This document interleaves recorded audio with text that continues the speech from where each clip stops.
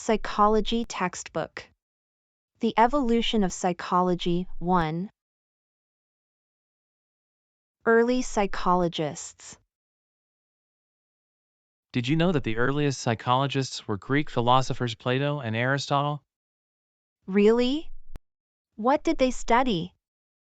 They asked many of the same questions that today's psychologists ask, such as nature versus nurture and the existence of free will. That's interesting. What were their views on these issues?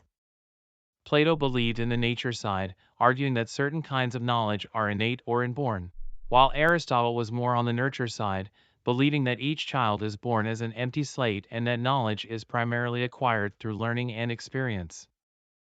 What about European philosophers? Did they contribute to the field of psychology?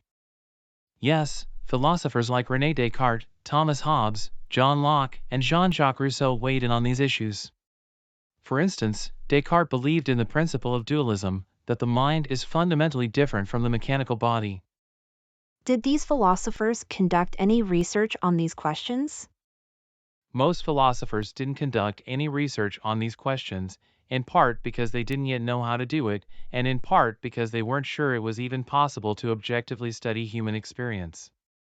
But dramatic changes came during the 1800s with the help of the first two research psychologists, Wilhelm Wundt and William James. That's fascinating. I never knew that psychology has such a rich history. Indeed, it does. And it's exciting to see how the field continues to evolve and grow. Structuralism, introspection, and the awareness of subjective experience. Have you heard of structuralism in psychology? Yes, it's a school of psychology that aimed to identify the basic elements of psychological experience. That's right. Wundt and his students used the method of introspection to create a map of the elements of consciousness. Introspection involves asking research participants to describe exactly what they experience as they work on mental tasks, right? Yes, that's correct. However, the structuralists discovered the limitations of introspection, as even highly trained research participants were often unable to report on their subjective experiences. That's interesting. Did they discover anything else? Yes, they were the first to realize the importance of unconscious processes in psychology. Many important aspects of human psychology occur outside our conscious awareness. I see. Who were the main proponents of structuralism? Wundt and Titchener were perhaps the best known of the structuralists. Titchener and his students claim to have identified more than 40,000 sensations. Wow, that's a lot.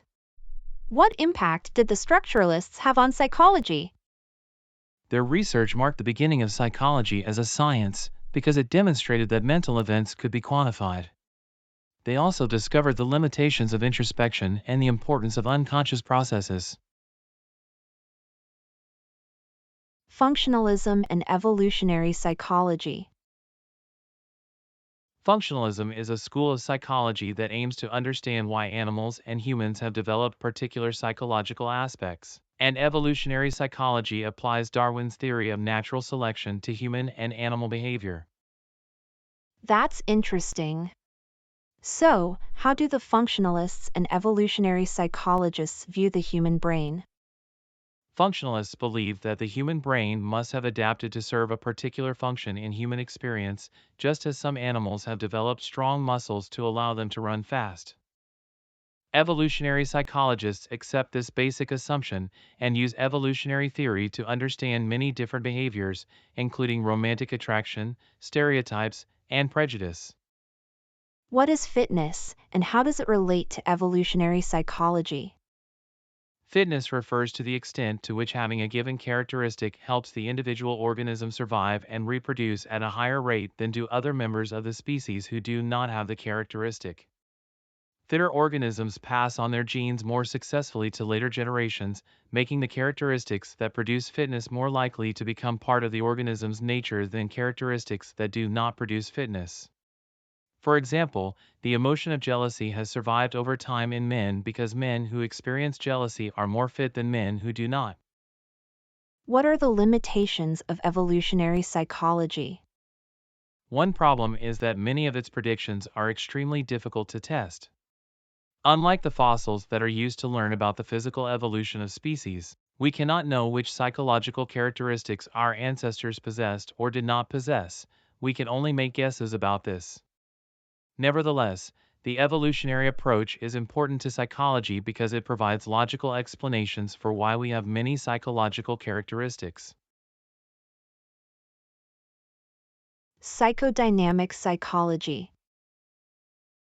Psychodynamic psychology is an approach to understanding human behavior that focuses on the role of unconscious thoughts, feelings, and memories.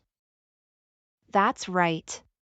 It was championed by Sigmund Freud and his followers, who believed that many psychological problems were the result of painful childhood experiences that the person could no longer remember.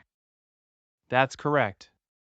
Other psychologists influenced by Freud, such as Carl Jung, Alfred Adler, Karen Horney, and Erik Erikson, extended his ideas and developed their theories about behavior through extensive analysis of their patients. What is psychoanalysis? It's a process of talk therapy and dream analysis that helps patients explore their unconscious drives and childhood experiences to confront their psychological symptoms. Did they conduct much research on their ideas? No, they were primarily practitioners who worked with individuals to help them understand and confront their psychological symptoms. However, their ideas have had a substantial impact on the field of psychology and thinking about human behavior more generally. What are some important concepts and ideas derived from the psychodynamic approach? The importance of the unconscious in human behavior, the idea that early childhood experiences are critical, and the concept of therapy as a way of improving human lives are all ideas that remain central to psychology.